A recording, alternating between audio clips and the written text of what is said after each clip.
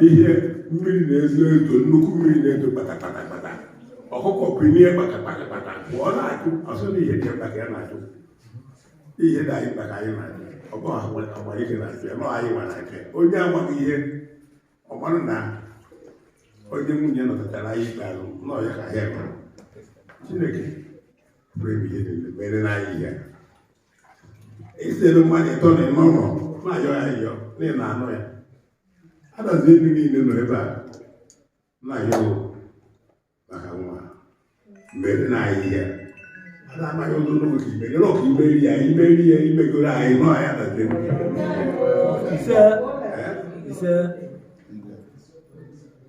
inye anyị ndụ ihe eke inye anyị ihe oye nye anyị ihe ahụ nye anyị ihe nkwọ onye wee rugba ahịa na ụbọchị na anọ ya ka anyị ga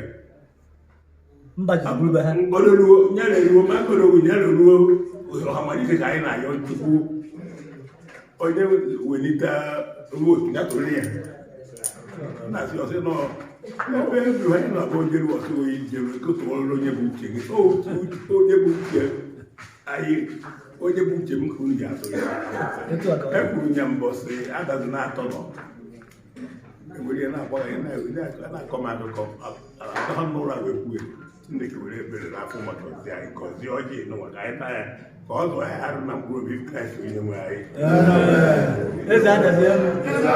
Obi Okotu Igwe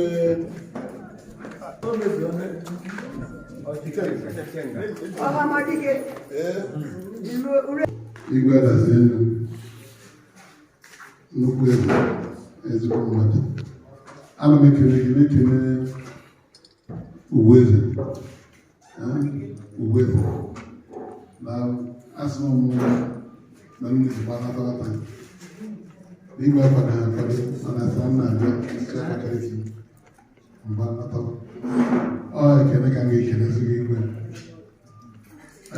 ndị Adazi-Enu na-ebe ekele n'ụlọ kele Adazi-Enu n'ọsọ Emeka ya ekwe na kele ka ọkpara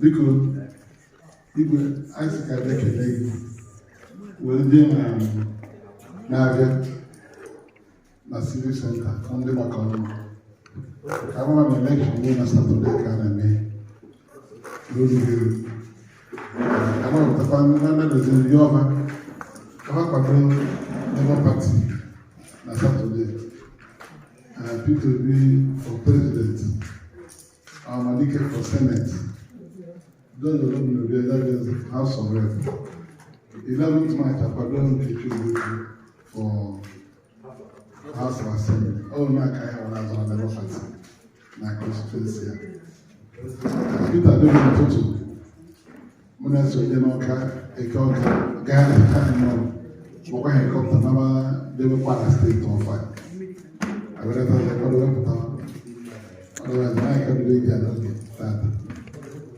mana ọgbụgbọ ozi ndị Imo steeti wee bata asa ekele gị Igwe nwa na-eme kampen na be gị maka otego ị na-ekwu maka mmadụ ọbụla nọ n'ọfọ ma ọ bụrụ na ndị be anyị chọrọ ịbụ ụlọ eziokwu na amụghị ga-anọchite anya ya ọfụma mụnwa ka ị na-akwado ibu nke a mbata mmanya si na be gị na-abata n'ubi ya ofe ụkwa gị ọrụ mana ibe a na-azụ azụ akụ egwu ya ọ na-apụta ma ndị dara ogbu ka na-ekwetu eze ndị jọ dịkwa ya onye ogbe ọ na-ekwu ukwe ọzọ mkpa ya kiri ogbe na-achọ ka ya bụkwa ya oje nọ na-ekwa ya onye ọ na-eme ndị ọzọ na-ekwere gị okwe ịta ka ọ dị n'ije National Assembly National Assembly abụ ebe mmadụ ga-asị na chọrọ ide ebe okwu okwube nna ya ọ chọrọ ihe okwu n'ebe a na-arụ ọgụ mma abụ oge gị maka ọ bụrụ ka m convince gị akọwara m otu you really convinced already gị na ezinụlọ gị na-akwado Sinike. Adazi-Enu ọnọdụ na mma. Ichi dike eje ma na-Adazi-Enu. Pụrụ dike eje ma na-Adazi-Enu. Dike eje ma na-Adazi-Enu. Igwe Alphonsus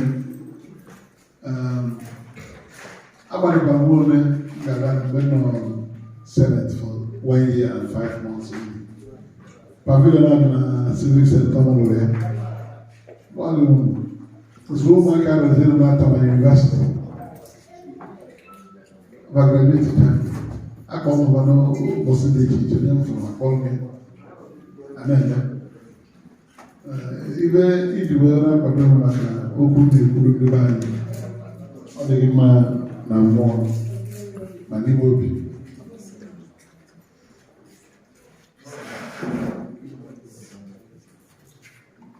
And 15, I don't know 3 people cancel here. Number 15, 7, 14, 15. March 15. Adazi-Enu ụzọ n'akwụkwọ bụ Ezenna Kizito Chukwuka. Ọ gụrụ akwụkwọ na music. Obi political science, ọ graduate onye Egweni ojii na Adazi-Enu.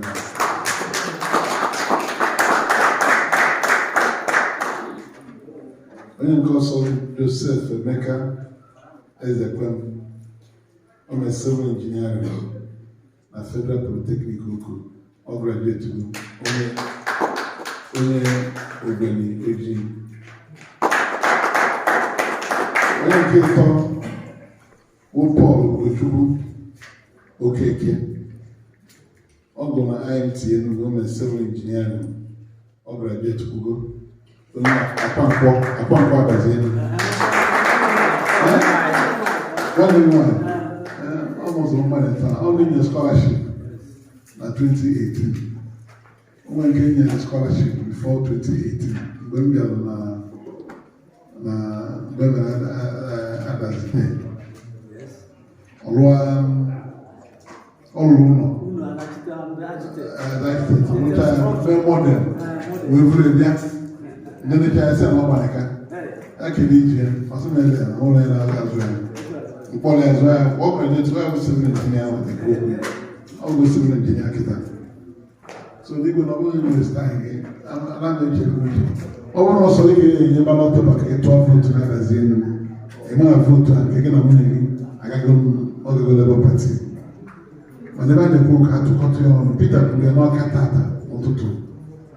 Ọ sị onye omechọrọ vootu ya na Satọde, ya vootu ndị na-azọ na Senate na House of Assembly, ndị nọ na pati ya, ọ na ihe ya ga-arụ ọrụ. So mmadụ ekwu na ịtụ ebe a na ya chọrọ ya. Onye chọrọ ịkwado ya kwadosie ya ike. Maka na ogbe ga na-emebi ya mkpa, eji emere ya approve na National Assembly. Nọọ anyị nwa ga-emere ya approve, ndị n'isi. Ọ bụ okwu n'ụtụtụ a n'ọka. Ọ bara ndị mmadụ ntị. Wee sị igwe nọgatịrị gị mma. Na Satọde, ọ bụrụ ka ị daba ka ị natafa. Ị kpọọ ndị agbata obi fa na-abịa. Ndị na-akpọ okwu, na-abịa okwu. Ọtụtụ n'ime ya ga-eje vootu maka na ịba eje vootu. Agba ya atụnye dịkọrọ maka ihe na-asọpụrụ ga-asọpụrụ. Nke ọzọ bụ na uche gburu ga-agba ndị mana mmadụ azọzi. Enweghị m ka nzọ anya ya ewefugo m. Na ndị chọrọ ịtụ vootu tụgharị ya. Ama nke esi egburu vootu ndị chọrọ ịtụ ọnụ ya tụọrọ ewefu ewefu. Ọ kwala ka anyị na-abụ. Ebe ọ bụrụ isi ebe mma. Ya bụ ọ sị na ewefuru na mesozi azọ. Na onye ọma chọrọ ịtụ vootu ya tụziere ya nwa.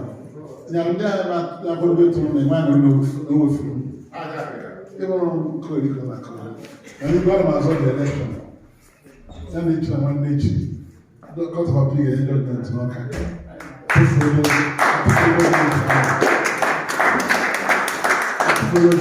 Kama gburugburu ka o ji gote nke ahụ wee gbado ụkwụrụ na mmadụ onye na-eme n'afọ ụzọ. Ntụrụ ya ọsụsọ na appeal.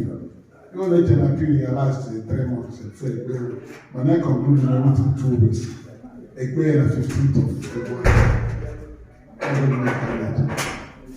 So now I'm asking people, I'm not going to say anything else. When I read the job in Maka, what about the judgment I get on it? What judgment you go to the good? What are you gets to the Amaya list. More than I just do. I acabado to make one and make a living. Okay. I did that voice chief. As long as I said, but much. It's not fair. I can't put no more.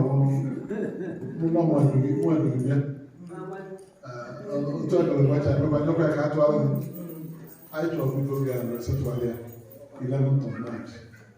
But every time I start to I check out.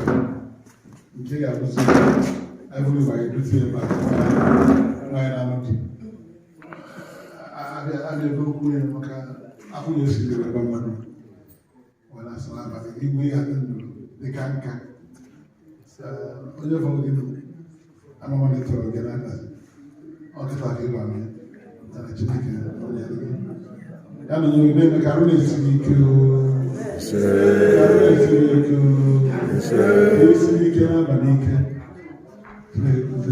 Jesus Christ, only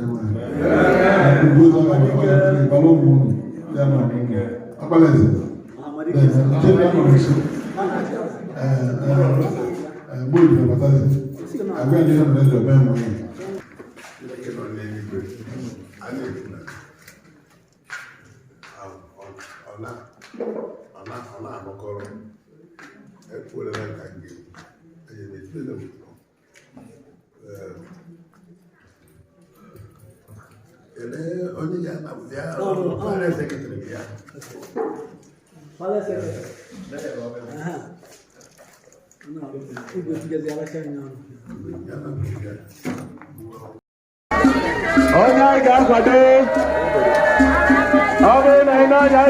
Senator Dr Victor Umeh, all the Canadian mother, Adazi-Enu, Ohamadike Ndigbo. Ohamadike Ndigbo. Okay, why you have a like you have a bank card and over starter?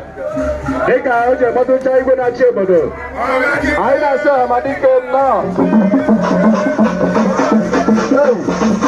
Ohamadike. I saw Ohamadike now.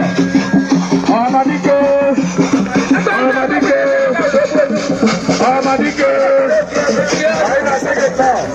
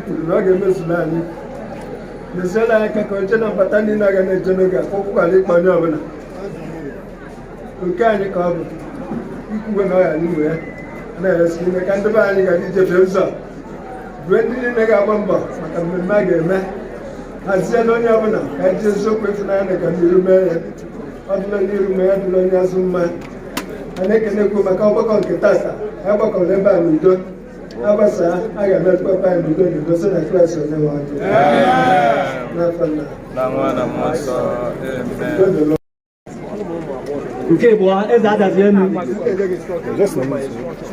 Senator Dr Victor Umeh, Officer of the Federal Republic. Obiago Bezai, Kenesia, within this year. Owekwa ya mewezi kike mwebe kama wadede woji.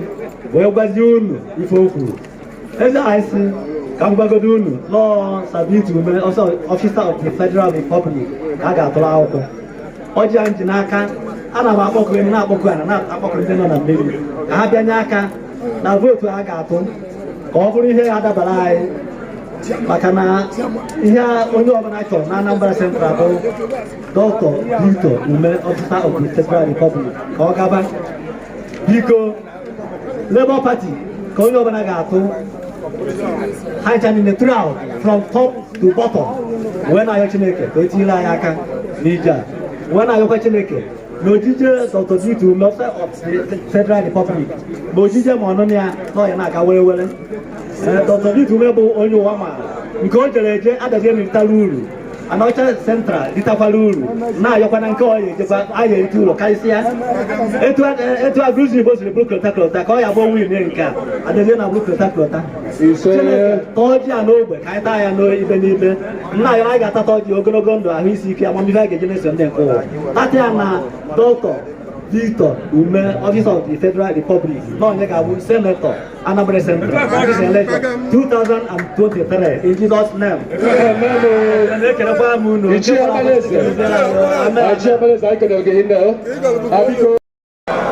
Ekele m ụlọ ndị nne m ama Evron abịara n'afọ ndị nne amara afọ ndị na-atụ vootu nyere ebe abịara ebe a ndị atụ vootu nọ ebe a na-eche ndị Adazi-Enu squad ladies daalụ Adazi-Enu youth benu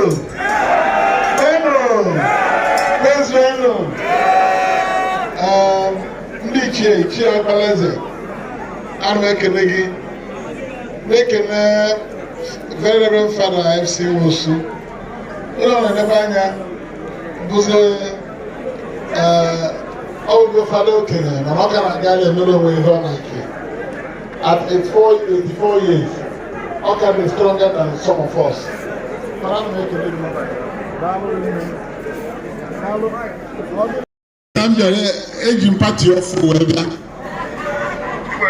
o tere m n'ọnụ ụmụ nwoke na-abịa ebe a mgbe niile dịka onye apụga national chairman ọmụ onye na-abịa ihe ọrụ ma tata ejiri ozi ọma dị iche wee bịa nke ndị Labour Party. Ihe ndị isi na Labour Party wee bịakwute ụlọ taa bụ na Labour Party mere na Peter Obi na-azọ prezidenti nke Nigeria. Peter Obi nwanne anyị bụrụ onye Anaocha ọkụ ya wee sị na ije ọ na-eje na na-eji esọsọ ya na a ga-akwụdoli ekwado ya ọfụma. Oge ọ na-achọ ịbanye ka ọ kpọọ mụ wee sị m na m bịa na ya chọrọ ịzọ prezidenti. Ụrụ mana ụlọ ụzọ gọvanọ na ọmụ na ya so bịa bịa awee nụọ ọgụ ahụ wee bụrụ gọvanọ ọlụọ ya arịsatọ nke kịta ihe ukwu meziri ife ọ na-eme kịta ihe ka nke mere na mbụ. Ọ chọrọ ka ọ rụọ prezidenti Naijiria wee gbakọchaa ya onye Igbo alụrụ prezidenti Naijiria. O wee sị na ọ dị mma ka anyị jikọ aka ọrụ ka o were zọọ ọkwa wee sị na dịka nwanne nwoke mbụ onye Anaocha na nga ekwu ogologo a wee soro pụọ n'ọgbọ ka onye zọọ president ọ ebe mere eme ọ ka ndị ka m sọpọtụ ya ka ọ lọọ president ka ọ gwa m na Anambra Central enwere onye na-azọ senate na yet na the party na nga achọ ka nsi ebe ahụ azọ senate ka m nwee ike na-eme Anambra Central ka ọ na-ekpo ọkụ maka na ga na-aga na Naijiria niile ọ nọ n'ụlọ wee sị oke ka nzọ senate na Labour Party oge a ndị ahụ ga-ewerego nke anyị tụfuo wee sị na m ga-abịa ka m soro ya ka anyị kpagharịa Naijiria ka ọ balịa maka na Peter Obi bụ prezidenti Naijiria ndị Igbo welite ele dị ukwuu nke izu na ya adịkwa ka mmadụ kịta na Naijiria ndị Igbo adịrọ ka mmadụ anyị dị ka ndị echezọrọ echezọ ndị a na-akpapụ akpapụ n'ihe a na-eme onye Hausa chịcha onye Yoruba chịcha onye Hausa achịa onye mba mmiri chịcha onye Hausa ọ gbaratakwazi ka onye Igbo chịa onye Hausa achịkwa na ya azọ ọzọ ọ ebe ka Peter ji wesi na PDP wee pụta maka ebe a ka ọ chọrọ isi na prezident ọfụ na ama enye tiketi PDP na Atiku ekwechikwana iwe na onye na-ekwu pati ewere tiketi anyị tiketi e nyere mere ọsara ọkụ na-ewuzi ewu ebe niile Peter jere Naijiria na-afịatụ anyị nọ n'ụlọ ndị Anaocha anyị agbagokwanye ibe na-akwado imere anyị na prezidenti kachiri onye dị na Naijiria eke ndị Igbo ndị Naijiria mekwetara Peter Obi ga prezidenti na anyị ga-egoziwu Naijiria anyị nọ ndị Anaocha ga-esoro n'azụ ngwa ebe ọrụ chọrọ ka eme anyị na-eme maka na onye nwanne nọ n'eluigwe adịghị eji ọkụ mmụọ Peter chiri igodo Naijiria n'aka ya ndị Anaocha egologo eluigwe mana tupu anyị ga-anọkwa nka ọnwa wee debe eluigwe ọ Peter ga-eme ibe niile anyị ka nsogbu ndị Igbo nwere wee benata ejiri wee bịa tata ụka ngwa ụnụ geenụ ntị ibe m na-ekwu unu mezu anya ndị akpala anya na-eti a na-ekwu okwu ya kịta maka nke Peter ya amagworo na onye nwere kwetara na ọ ga-eje ndị na-emenalụsi kịta sikawa jee seneti vancha niile onwere nke ume dị onwere nke na-etinye nwa ọnụ n'okwu na Naijiria onye na-anọchite anya ndị mmadụ kwu seneti onye na-eje seneti bụ onye na-ekwu eziokwu onye ga-akwụ nwa ọtọ n'etiti Naijiria kwuchite ọnụ ndị zitere elu maka Anambra Central bụ ọhaneze ndị Anambra Central bụ ndị Anambra Central mana onye ga-eje na Abuja nọchite anya ndị Anambra Central ga-abụ onye isi ekara aka gaba onwe ha na-ekwu onwe ike ịkwụrụ ọtọ onye aka elu tinye ekwere n'ihe a na-ekwu na ọ dabara na ndị beba ọ bụrụ ndị ga-eje ebe anwa nke ọbụla a na-ekwu ma na-ekwe n'isi na mgbere mgbere na-anala ego na-etinye n'akpa ife anyị chọrọ bụ onye ga-abụ ụlọ ọ na-ene anya si ife na-aganụ mala oge a na-eke nke ụkwa ka o kete nke anyị onye ga-abụ ofu ife a na-eme ndị be anyị onye aka emesi ife a na-eme ndị be anyị dụrọ mma ọ ife a chọrọ ụnụ mana anyị ejegolo m na seneti mana anọrọ m ọnwa 17 asọsọ 17 months ka m nọ na 17 months ahụ nọ na seneti ndị Adazi-Enu a elotere m ndị Adazi-Enu ọfụma ụlọ anụ na-ekwu o nwere ofu ifuru ma m mere Adazi-Enu ka nje kedu ibe scholarship ọsọsọ ya kedu ibe ọzọ ọ bụ ọlụlụ ibe ada ebe a ọ bụ ọlụlụ pavilion ada ebe a ebe ọ na-ezere anwụ ọmụlụrụ ya ịhụrụ ya lụọ ya edere edemede n'akwụkwọ ebe ahụ ka nje gụọ ebe edere ebe ahụ ozi si mgbago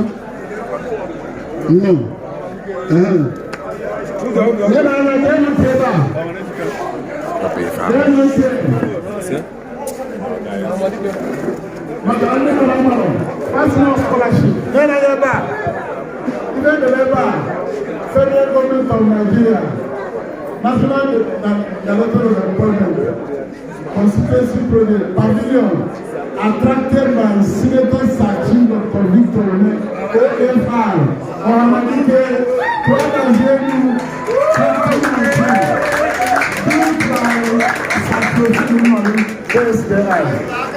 Una vro ko so kulu.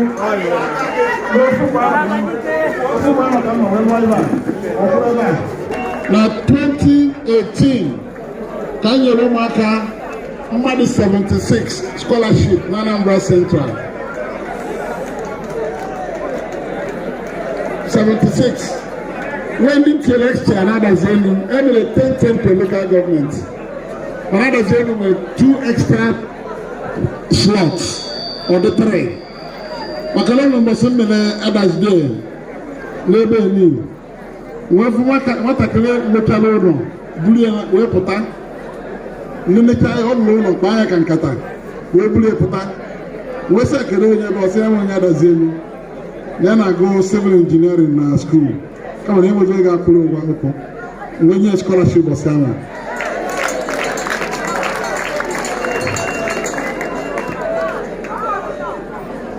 Oh my God! Now 2018 Vabanyan, 2019. I'm an election 2019. Namana chair has in a Senate after we can even. West Rangas, no more can your scholarship. Ranga to do whether I'm on a Senate or not. The Polovan Chawunian and my scholarship foundation. What would they hold out of a graduate to? Not as every time and ever. Number 1 of all, Ezenma Kizito, Chukuka, Okulakona Unizik, Nandaziko University, Ome Political Science, all graduate to go, Onye Obeni OG Adazi-Enu. I got from Monday when I had a look, nobody when I get. Fact, no one can work for Kavan and Radiana. When I call off your puta, you do what I fear. One of our magic. I can't do it as in a little cover. And that's so I draw. One of my little one day going to go to G cover. When you keep Bravo, Joseph, make as a pen. I am Kello, Ohamadike State. Even with civil engineering, all graduate to go, all Ponye Ogonoji, Adazi-Enu. Onye Keto Paul Ogochukwu Okeke, all go civil engineering, all graduate to go, Onye Akwankwo Adazi-Enu. Umwake Winkeno Deba. Kadayonka. Papu Gotubu. I want to go for scholarship. All the members here. All graduate to go. All of you. Came a candidate called the one as Papa Mama is in what is it? Honorable Papa Kizito. Honorable Kronika. Joseph Umeh. Okay, Ohamadike Ndigbo. When you call the Akana school, where you attack. So you can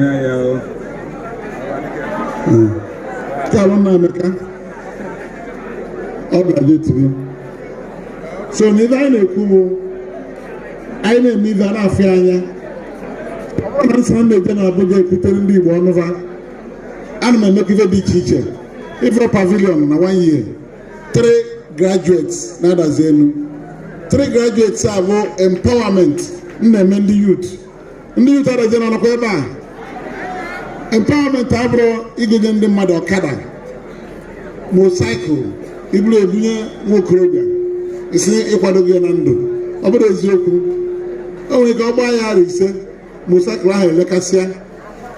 Mana onye izu na akwụkwọ na university alụgo mmadụ forever. O nwere ike ịbụ university, o nwere ike ịbụ gọvanọ, o nwere ike ịbụ senator.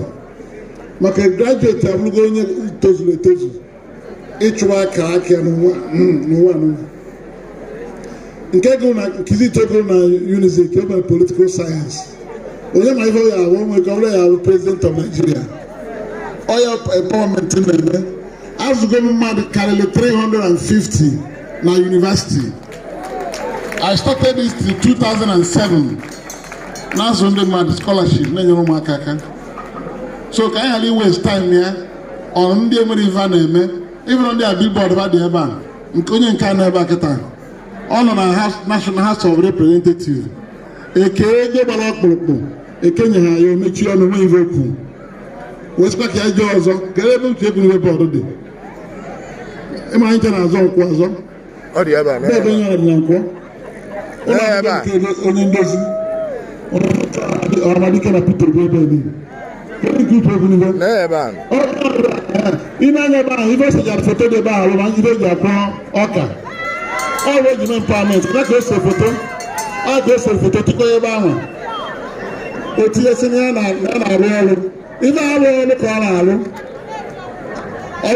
na-arụ onye jere na National Assembly ga na-ekwu okwu na-represent ndị beba onye ebe a na-eme adọrọ ma onye aka elu ọ bụrụ iso ndị Hausa n'ike na-akpagharị onye ahụ ndị Hausa ka ọ na-eso n'ike na-akpagharị bụ Uche Ekwunibe ọ na-esoro ndị Hausa n'ike kịta anyị nọ ebe a Peter Obi na-achọ ịbụ prezidenti Naijiria nwanne anyị nwoke Uche Ekwunibe solu Atiku Abubakar Alhaji Atiku Abubakar jewarụ sị na Atiku ya prezidenti ọgba ife ọ na-eme onye ebe ahụ soro ndị Hausa na-amagharị ebe niile mbọsị ya ekwu okwu tara akpụ ọgba ọsọ nna na seneti mgbe m nọ na-achalenji ndị Hausa na prezidenti Naijiria maka ndị Igbo ọmụ na-eme ọkwụ na-afụ ya ụlọ afọ ebe na-ekwu anọ na sineti ndị Fulani herdsmen wee gbuo fada na abụọ na katikist na mmadụ iri na ise abịara morning mass na Benue steeti ewee weta okwu abịakwa anyị na seneti ka a chụwa ndị Christians mana kịta ndị Fulani vu egbe ba gbuo fada gbuo ndị bịara ụka ọ dị ka egburu ụkọ mgbe esi ana m agwa ya ife a na-eme na Thursday nsị ana m agwa ya today ma ọ bụrụ na ejere jide ndị gburu ndị a wepụta ka Naijiria afụba na m ga-eme press conference gwa ya na sponsor the killings ekwuru ya na senate onwe ife omem mbaka mba olechie Friday osende ndị amị na Benue etu osikwu on Sunday achịta ndị Fulani mmadụ novel AK-47 kwuo na ha gburu ndị a egosi ya na TV ndị afọ anọta ebe a tichara foto a ma ndị na-amụ amụ ma ndị young boys a onwere nke ya emepe ọnụ kwuo na senate oriba nkwu ọ dịrọ possible onye ka iwu ya ejikwue ọsọ nwa Ohamadike nwere ike ikwu okwu etu ahụ ọsọ nwa ọ ka anyị bịakwute unu so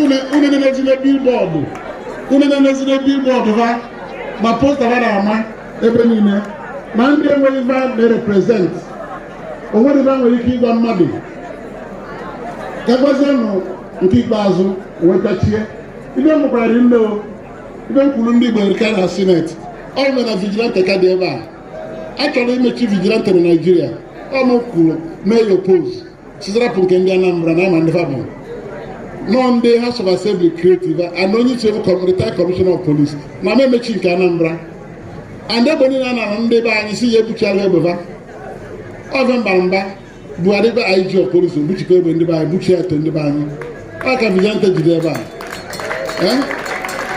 onwere ụdị na-emerọ ịtakabụ na ha si anọ onwe apọịntmentị emere ndị be anyị nọ ya ememi opozu na confirm ya maka sineti na confirm ndị na-eme apọịntị eti ha na Buhari weta list ndị na-eme afọ ndị be anyị ewe n'ime aka eweta na mepe opozu this list na ọ dịghị balanced na eti ebe etinye ebe a na-etu esi eme ọ ebe m na ha mee anyị kwatara ya akwata mgbe m nọ ogene pọta dị n'Enugu international plane na-esi abata a sị ga ya emechie ka ọ bụrụ local airport ka foreign airline hapụzi ịbata ebe a ma Ethiopian airline ọ mụa siri ọnwụ kwue na a ga-alụgharị nke anyị na memechi ya emechi etinye mochọrọ emecha approve weta 10 billion alụgharịa nke Enugu enwe rụgharịta runway ya maa mma everything dịka ute ọ nọrọkwa na-azakwa Akanibien international airport ọ bụrụ na m etinye ọrụ aka bụzi local airport ndị mpelere amesi obodo were abịa n'Enugu ebe m mere erika mee mmụọ 11 months ka m nọ rụọ ọrụ m pavilion na move the best motion na the entire National Assembly na award ebe a motion motion move ka akwụsị na-etinye ụmụaka na prison ndị okenye nọ maka agụcha na ebe ụmụaka na-akọ experience na prison webụrụ na chijie ndị akatikporo ndị ori ya na-anọ na prison ejiri ụmụaka awa ebe ụmụ nwoke na-ama nwoke ibie ụmụaka owegbewa n'obi ndị na sineti motion na a ga-emechie na Nigeria motion aka m mụchara ewebe a na ụmụaka na ndị okenye nọ n'ofu prison separate ebe decongest ebe oluela mkpụtarọ echeke motion na-emume na National Assembly nke ahụ the best evoke wee nye m award a onwere ana m akwụdere ndị Igbo oge niile Nnamdị Kanụ ana m ekwusara peri oge ekwume na sineti ọtụtụ oge na onye iwe na-ewe adesiebe ike ịya akpa ya ka akpa udo ọ bụrụ ebe iwe je na kọtụ nweta ọda si n'ime chenie si ya ewezina iwe onye iwe na-ewe ebe a kọtụ ya si ya ewezina iwe ya ekwe mba ebe na gọrọ onoge papịa na amụ ya nwụ etu na-esi ma ndị bụ ndị Igbo ndị ga-anọchite anya ụlọ ọfụma bụ nke a nna chika ọrụ nkịta papa Nnamdị Kanụ na mamụ ya nwụrụ mgbe ọ nọ n'obodo oyibo eweti berial ya berial vana bụ nne nna na nne 14 February 2020 ewe ka ha akwamozu ha etinye na redio ndị nnukwu ochie anyị ma na-ekwu na ha ya eje akwamozu ha enimozu ha 3 days to the time agụba na redio niile dị n'ala Igbo na onye afụrụ ebe ahụ akpọrọ ya na onye afụrụ na fara ukwu be Nnamdị Kanụ na-akpọrọ ya awụnye ndị amị na polisi ebe niile onwere na otu ụbọchị ama wesị na ala Igbo na ọ na-abụ mmadụ nwa omenala ya bụ ị ga-eje mgbalụ ije condolence na nke a na-asị mmadụ abịakwa n'ebe a na m ga-eji ya na onwere ha ya eme m wee si n'elu gwa nwunye ndị ọm sị na ha erukwa m sị na ana m eje breki ya weba moto eburu njebe ụmụahịa afara ukwu mpụta ndị amị na-ene m kọfụra na-ekwu ogologo aba n'azụ maka ọ na-abụ na TV say this trouble man don't come again. So ofu wee fụ m wee kpọnyekpọ onye isi na phone say na Umeh that man with all the cap he dey here. The man say na he dey there sure? I say yes ndị amị. I say make you leave am. If you no leave am you go call press conference and the thing go bad again. Allow him, check him whether he carry anything. So I check him. So where are you going? So look at condolence, burial. In our culture, we attend burials. So for that people gafe, we na faru ku ebe anwa. We every na abozo, mo ndi Igbo. I ga-eji na eme ọnụ. Mmadụ na bon furu ebe anwa tupu ebido ụka bụ Peter Obi. Peter Obi na ebe anwa. Onye nke Igbo na ebe a bụ Senator enyi nne ya bara igwe. Mwe bata mụ mere onye ịtọ mana ha nọ ebe anwa ebido burial service the St. Matthew Anglican Church Afaruku akagoro ụka kacha ụka niile mechara eni ozu nje mgbalụ mba moto na sọsọ 3 of us bụ politicians bịara akwamozu a ruo tata ndị a niile gbara ọsọ nwere gari nke nwaanyị a jere Meduguri ọbịa nso ọịtọ ka eresi onye ya rodie na senta onwe ebe a na-ekwu tinye nwa ọnụ ya ka mmechie ụta alụ ha abụọ mere mmadụ na-abụọ mara ha na-azọ sineti ha mere arụ dozie nwa nkwọ mere arụ uche ekwuhe mere arụ na 2020 ha na National Assembly Buhari wee weta akwụkwọ na National Assembly ka ya bororo $22.79 billion. Ọ bụrụ obere ego $22.79 billion na a ga-eji elu infrastructure na Nigeria niile mana ibe kwurura ịchọ iboro ego na iwu president ị ga-ede ife ihe eji wee rụ Buhari wee de ife eji ego anyị na wee rụ dechiche anya wee spray dey na 5 geopolitical zones.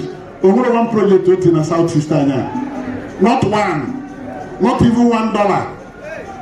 And now yes, Okugwa, $22.79 billion. EKA by 6. Even Southeast Akakete $3.3 billion. Even put out 2.4 trillion naira. AKA by 5 states in the Southeast, in Anambra State Akakete 500 billion naira worth of projects. Ndia we don't ever they were down Buchanya, Uchegino on the Senate. And they may approve or they may approve. Obosi may approve. In the Senate may approve. A budget in the House of Reps, Bobo, Asa Bobano. Or negative. A what year Bama, all the Bama. A only church may approve near Kenu, or Solonia Kenu. They may approve. And on America, we tell our work, what now look at me. Can you see a cave data? I will meet every day. I have back to the boss. I had a debate last week. Munu check even a dozen for Andiozo. Come on, I get much time in the buy. And when we're gonna judge you, as I draw my adjuju, and then I saw draw no more adjuju. When you are taking about also, when you are business here, in on the National Assembly. Can you manage to may approve? Or cinema Hogan Cameron. There were my breaking Copa. Or wait what to the cause. You are going to cry in Yamaha government. The other day, if I mean, Nana. Over none of the Senate, with I with our partner, may will be a doya, va. New camera, only on a docker. All the case, man. I can't even have a couple of one years of you. Then I generally banako. I can start Cambia and Sida Dazin. When I never come to Leme, Nanje no Areno, when another Zeno in Nama. Bana Chicago Resendoka, Patrick, Mayor Chairman Abga, Anaocha local government. Trophy in Malimo, National State Vice Chairman Abga, Anambra Central. You know the flag of Bosia. All the strong Galwa Kembe. I don't know about or flag guy off. Agreement on your contract now. I'm one that I got here. Maybe another flag guy off. Or what the Galuya. Get our word, lady, and then. Or what if I was only not Kita also, let's wait in here. What I'm answering here. So, say you never tell Nanya. Even I mean a Saturday, only our president.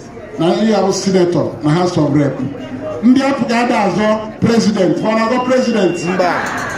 When you have president, they need the Senate, no House of Rep. All people being as a president need the senator, the House of Rep. So I got to Labour Party. I will come out of Nigga to Peter Uwe Abuja. Overall, in our two Peter B, only Yama Bangwen, it is Yatria. Makaba kwesi ni yato mo e ban ho achiga akonato ye separate konato one nke Senate one nke president one nke House of Rep e ya be to eba o e ban ho mana ife dị na abụ na oworo ka ihe esi je tụọ mmadụ ka ọ bụrụ president ije na nke Atiku tụọla onye kwụ ya n'azụ uche kwuru ekwu Atiku n'azụ ije tụọla ya onye Senate ka ihe ọ na-eje eme ọ bụrụ na ọ Peter kwuru ya n'azụ Ajaja kwuru n'azụ eme nke House of Assembly nke ke Ogbuefi akụrụ ya ndị otu Peter agaba na-aga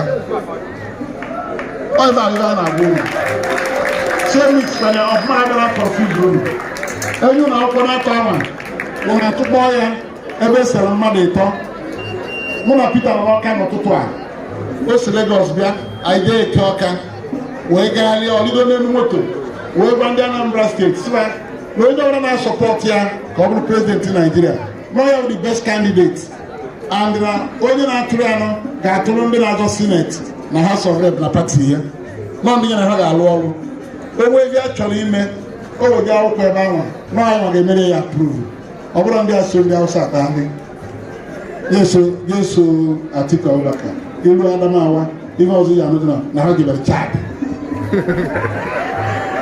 o soro ọba Chad mana Peter Obi anyị nọ na Abuja achọ ije ụlọ ya nata ebe a ekele m unu.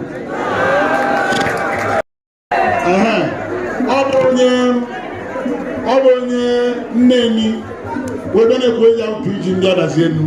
Eto a ka esi eme. Onye Adazi-Enu, onye Nneni ebe kwu ya PG na Adazi-Enu. Ọ eto a ka ọ dị na politiks a na-eme. Onye PDP ama challenge ndị Labour Party kere onye azọ ha Senate. Ọzọ mere o wee do judgment n'okpuru na na-esozi azọ. Onye Hausa ka a gwara ọgwụ ya n'Ọka. Onye Hausa a chụpụrụ ya na o si n'Ọka na atụle gị Abakaliki ka ọ nọzọ. Mana nke bụ eziokwu na ejere m appeal, ekpere dị appeal Wednesday gara aga, judgment ya gafe enye echi enye mmadụ echi. Anọ m ya, onwe onye wepụ nnu, anọsiri m ike. Adị m ada iwu. By Thursday unu ga-anụ na judgment ahụ o ji awakasị ọnụ. Ife anyị emerụ Thursday welekwa ogene nye n'aka si aka alakụba ogene ka ọ na-ekwu na Victor Umeh na-azọ ọzọwakwana